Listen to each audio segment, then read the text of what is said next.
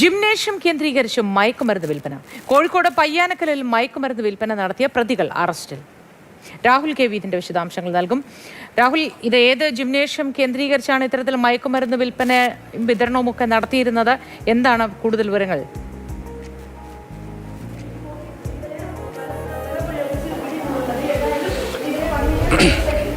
Moti, good morning. ഈ gymnasium എന്നുകൊണ്ട് ഉദ്ദേശിക്കുന്നത് വർക്കൗട്ടും ബോഡി ബിൽഡിങ്ങും ആരോഗ്യ സംരക്ഷണവും ഒക്കെയാണ്. പക്ഷേ ഇതിനൊപ്പം ഇവിടെ ഈ പയ്യാനക്കൽ കപ്പക്കൽ റോഡിലുള്ള ബാക്ക് ടു ഫിറ്റ് എന്ന ജിംനേഷ്യത്തിൽ നടന്നു വന്നത് മയക്കുമരുന്ന് വിൽപ്പന കൂടിയാണ്. എന്നാലും ഡാൻസ് ഓഫും പന്നിയങ്കര പോലീസും ചേർന്നുള്ള പരിശോധനയിലാണ് മയക്കുമരുന്ന് ഇവിടെ നിന്ന് പിടികൂടിയിട്ടുള്ളത്. 250 ഗ്രാമോളം MDMA-യും 40 ഗ്രാം കഞ്ചാവുമാണ് പിടികൂടിയിട്ടുള്ളത്. രാവിലെ തന്നെ ഈ സംഘം പരിശോധനയ്ക്കായി എത്തുകയായിരുന്നു. ജിമ്മിൻ്റെ നടത്തിപ്പുകാരനായ ജംഷീർ ബേപ്പൂർ സ്വദേശിയാണ്. സഹായികളായ ബേപ്പൂർ സ്വദേശി ഇജാസ്, ഫറൂഖ് സ്വദേശി അർഷാദ് എന്നിവരെയാണ് പോലീസ് പിടികൂടുകയും ചെയ്തിട്ടുള്ളത്. അതായത് ഇവിടെ ഇങ്ങനെ ഇത്തരത്തിലുള്ള മയക്കുമരുന്നിൻ്റെ ഇടപാടുകൾ നടക്കുന്നു, വിൽപ്പന നടക്കുന്നു എന്നുള്ള വിവരം നേരത്തെ തന്നെ ലഭ്യമായിരുന്നു എന്നാണ് പോലീസും ഡാൻസ് ഓഫ് സംഘവും പറയുന്നത്. അതിൻ്റെ അടിസ്ഥാനത്തിലുള്ള പരിശോധനയായിരുന്നു.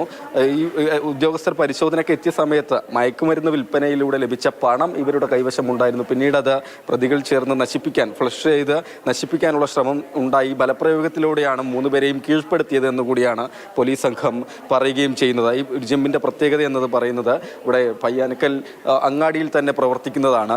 ഒരുപാട് ആളുകൾ, 200-ലധികം, അതായത് യൂണിസെക്സ് ജിമ്മാണ്. യുവാക്കളും പുരുഷന്മാരും സ്ത്രീകളും ഒക്കെ തന്നെ വർക്കൗട്ടിന് വരുന്ന ജിമ്മ് കൂടിയാണ്. അങ്ങനെയുള്ള ഒരു സ്ഥലത്താണ് ഏതായാലും ഈ മയക്കുമരുന്ന് പിടികൂടുകയും ചെയ്തിട്ടുള്ളത്. അതിൽ പ്രതികളെ വിശദമായി തന്നെ പന്നിയങ്കര പോലീസ് ചോദ്യം ചെയ്യാൻ ആരംഭിച്ചിട്ടുണ്ട്. അതായത് എത്ര കാലമായി ഇങ്ങനെ വിൽപ്പന നടത്തുന്നുണ്ട്, എവിടെ നിന്നൊക്കെയാണ് മയക്കുമരുന്ന് കൊണ്ടുവരുന്നത്, ആരൊക്കെയാണ് ജിംനേഷ്യം കേന്ദ്രീകരിച്ച് പ്രധാനമായും മയക്കുമരുന്ന് വാങ്ങിയിരുന്നത്, ഉപയോഗിച്ചിരുന്നത് തുടങ്ങിയ കാര്യങ്ങളൊക്കെ തന്നെ പോലീസ് വിശദമായി പരിശോധിച്ചു വരികയാണ്. ഏതായാലും ഇങ്ങനെ പ്രവർത്തിച്ചു വന്നിരുന്ന ഒരു ജിമ്മിൽ ഇത്തരത്തിൽ മയക്കുമരുന്ന് വിൽപ്പന നടന്നു എന്നറിഞ്ഞതിൻ്റെ വലിയ ഞെട്ടലിൽ തന്നെയാണ് നാട്ടുകാർ ഓരോരുത്തരും തന്നെ ഉള്ളത്. ഏതായാലും വിശദമായ പരിശോധനയിലേക്കാണ് പോലീസ് കടന്നിട്ടുള്ളത്. ഈ പരിശോധന നടത്തി അതിൻ്റെ ബാക്കി മൊബൈൽ ഫോൺ അടക്കം കഞ്ചാവിൻ്റെ പൊടികളടക്കം നമുക്കിവിടെ നേരിട്ട് കാണുവാനും കഴിയുന്നുണ്ട്. ബലപ്രയോഗത്തിലൂടെയാണ് 3 പ്രതികളെയും പോലീസ് ഏതായാലും കീഴ്പ്പെടുത്തുകയും ചെയ്തിട്ടുള്ളത്. ശരി, രാഹുൽ കെ വിശദവിവരങ്ങൾ പങ്കുവച്ചത്.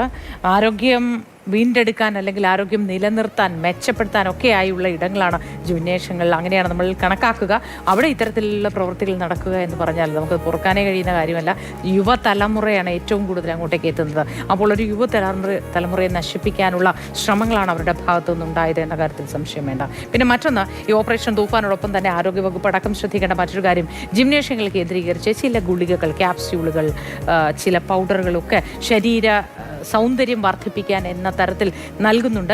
എല്ലാം മോശമാണ് എന്നല്ല, പക്ഷെ മോശമായവയുണ്ടോ, കഴിക്കാൻ പാടില്ലാത്തതുണ്ടോ, മറ്റെന്തെങ്കിലും തരത്തിൽ ഇതൊക്കെ പഠിച്ച് ഈ കാര്യങ്ങൾ വ്യക്തമായി അറിയാത്ത മനുഷ്യർ പലതും ഉപയോഗിക്കാൻ ഇത്തരം യുവാക്കളെ പ്രേരിപ്പിക്കുന്നുണ്ടോ തുടങ്ങിയ കാര്യങ്ങൾ വളരെയധികം ശ്രദ്ധയിലെടുക്കേണ്ടതാണ് എന്ന് തോന്നുന്നു. അല്ലെങ്കിൽ ഒരു പുതിയ തലമുറയ്ക്ക് രോഗം മാറി നിൽക്കുന്നൊരവസ്ഥ ഉണ്ടാവില്ല എന്ന കാര്യത്തിൽ സംശയം വേണ്ട. അതിൽ കൂടി ആരോഗ്യവകുപ്പ് ഒരു ഇടപെടൽ നടത്തിയാൽ നന്നായിരിക്കും.